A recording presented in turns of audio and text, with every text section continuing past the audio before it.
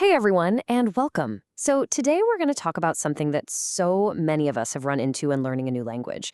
It's that moment, that really frustrating feeling of being stuck, right? You know the grammar, you've got the vocabulary down, but when it's time to actually speak, your brain just hits the pause button. Well, today we're going to figure out exactly how to press play again. All right, so here's our roadmap for today. First, we're going to put a name to that feeling, the speaking plateau. Then we'll explore a totally new way to practice. We'll take a peek inside a virtual language cafe, see what a real conversation looks like, and then really dig into how all this builds up your confidence. And of course, we'll finish with your next steps to get you talking. Okay, first step, let's define the problem, because putting a name to this feeling is the first step to beating it. And trust me, it's a super common, very real hurdle on this whole language learning adventure.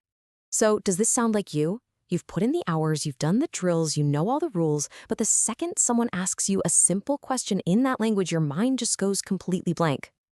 If you're nodding your head right now, well, you've hit the speaking plateau. It's that point where all the stuff you know in your head has gotten way ahead of what you can actually say out loud. It's not about memorizing more words, it's about finally building that bridge between your brain and your voice. So how in the world do we break through it? The answer, it isn't just more of the same old thing. It actually takes a real shift in how we practice. We've got to move from just passively taking in information to actively using it. And this right here, this is the absolute game changer. You see, traditional apps are all about memorizing things by yourself. But to really smash that plateau, you need real speaking, you need live feedback, and you need to learn with other people. It's kind of like the difference between shooting hoops by yourself and actually playing in a real basketball game. And what's so cool is how technology is making this all possible now. So let's step inside what I like to call a virtual language cafe, one of these modern conversation platforms, and see how this all comes to life. The very first thing you'll see is just the sheer variety. We're talking more than 15 languages here. You've got your Spanish and French, of course, but also languages like Hindi, Tamil, and Japanese. This means you're not just learning stiff textbook phrases, you're hearing real accents and picking up on cultural stuff from all over the globe. Now here's the best part. You are in total control of your environment. You can start small, in a little group of 2 or 3 people. You can keep your camera off if you want. You can just listen or type in the chat at first. Having that control lets you build a practice space that feels safe and is perfectly tuned to wherever your confidence is at that day. And believe me, it is so much more than just talking. These platforms are packed with all these cool interactive tools.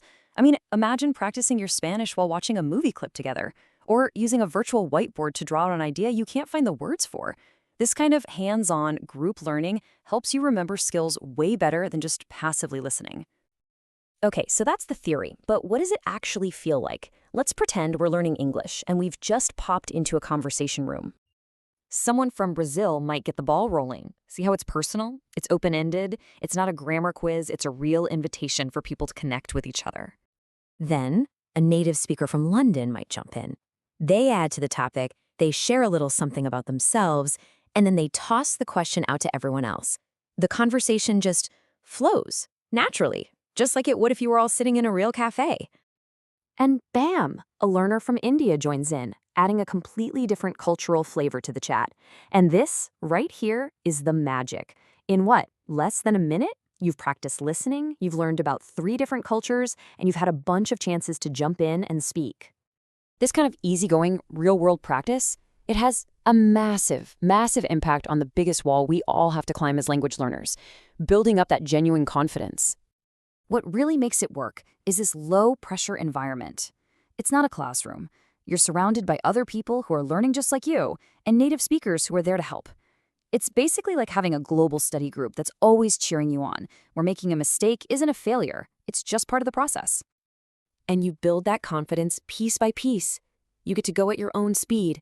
Maybe you just listen in for a while. Then, when you're ready, you type something in the chat. Next, you try unmuting in a tiny, cozy group. And honestly, before you know it, you'll be the one starting a whole new conversation. Every little step makes the next one feel so much easier. So, are you feeling ready to break through that plateau? Let's wrap this all up with a few super practical tips so you can get the most out of this whole conversational approach. First off, get curious. Ask people where they're from, what a word means. Second, Set a tiny goal for yourself each time you practice, like, I'm going to use 3 new words today. Third, mix it up. Jump into rooms of different sizes. And finally, and this is the most important one, have fun.